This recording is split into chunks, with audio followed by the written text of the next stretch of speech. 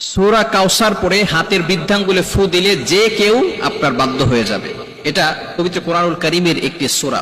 পবিত্র কোরআনুল কারীমের ভিতরে ছোট্ট একটি সূরা হচ্ছে সূরাতুল কাউসার। অনেক সময় আমাদের স্বামী আমাদের কথা শুনে না।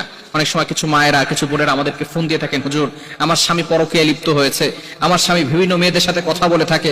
অনেক সময় প্রবাসী ভাইরা আছেন, তারা বলেন আমার স্ত্রী আমার কথা শুনে না, আমার স্ত্রী আমার টাকা নিয়ে ফুর্তি করে অন্যদের ছেলেদের সাথে কথা বলে, কিন্তু সে আমার কোনো কথা শুনে না।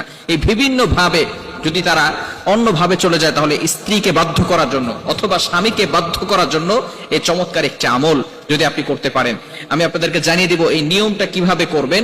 আবার অনেক সময় সন্তান কথা শুনে না, অফিসের বস শুধু আপনার উপর অত্যাচার করে, জুলুম করে, নির্যাতন করে, যার কারণে আপনি কঠিন বিপদের ভিতরে পড়ে আছেন। যদি আপনি এই আমলটা করতে পারেন, অবশ্যই আল্লাহ তাআলার পক্ষ থেকে সুন্দর একটা ফলাফল আসবে। 21 দিন এই আমলটা করবেন।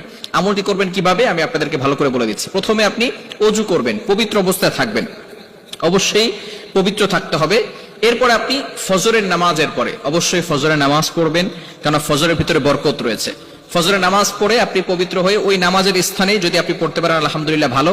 আর যদি সেখান থেকে উঠে অন্য কোনো কাজ করেন, তারপরে ওযু অবস্থায় যদি সেখানে বসেন, কোনো সমস্যা নাই, পড়তে পারবেন। আপনি প্রথমে ওযু করবেন, ওযু অবস্থায় সেখানে বসবেন। বসার পরে একবার সূরা ফাতিহা পড়বেন, এরপরে 4 কুল পড়বেন, কুল ইয়া আইয়ুহাল কাফিরুন, কুল হুয়াল্লাহু আহাদ, কুল আউযু বিরাব্বিল ফালাক, কুল আউযু বিরাব্বিন নাস। এটা পড়ে আপনার বুকে ফু দিবেন এবং পুরো শরীরকে মাসাজ করে দিবেন, আপনার শরীর বন্ধ হয়ে যাবে। এরপরে আপনি 3 বার দুরূদ শরীফ পড়বেন। আমরা নামাজের ভিতরে যে দুরূদ শরীফ পড়ি, এই দুরূদ শরীফ 3 বার পড়তে হবে। এই দুরূদ শরীফ 3 বার বলার পরে এরপর আপনি আউযু বিল্লাহ বিসমিল্লাহ সহকারে সূরা কাউসার পড়বেন 21 বার। কতবার?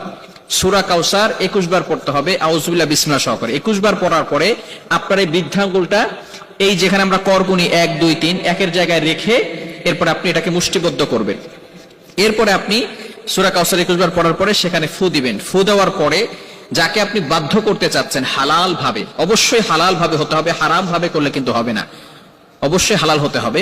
যাকে আপনি বাধ্য করতে চাচ্ছেন তার নাম 7 বার পড়বেন এবং তার পিতামাতার নাম 1 বার পড়বেন, এবং আপনি মনে মনে চিন্তা করবেন যে আমি তাকে হালাল ভাবে বাধ্য করতে চাচ্ছি এবং কোরআনিক ভাবে তাকে বাধ্য করতে চাচ্ছি।